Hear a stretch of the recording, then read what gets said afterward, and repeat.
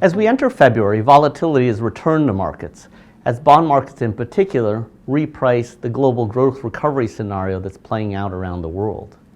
With U.S. 10-year yields now reaching 2.8, investors should still be cautious as we expect those yields to reach 3 to 3.5% by mid-year.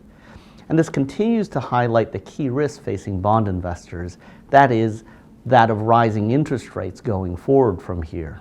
However, bond investors should not be complacent about the risks given very tight credit spreads in not only the investment grade, but also the high yield markets. You'll recall that over the course of the last few months, we've been diversifying our exposure in high yield, shifting towards insurance-linked and catastrophe bonds to remove the credit exposure as well as interest rate exposure, but trying to keep much of the same carry.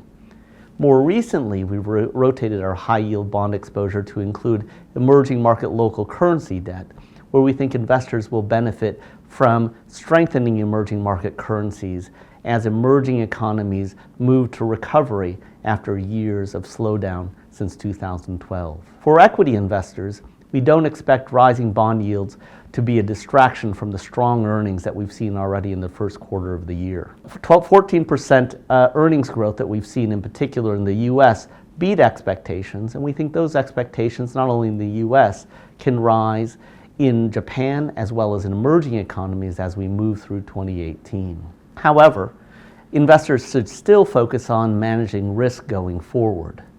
Long volatility was a strategy we were using late last year, and portfolios have benefited from those strategies in this period in early February. To augment those strategies, we've added long Japanese yen positions into portfolios as further cushion as we expect volatility to once again return later in the year.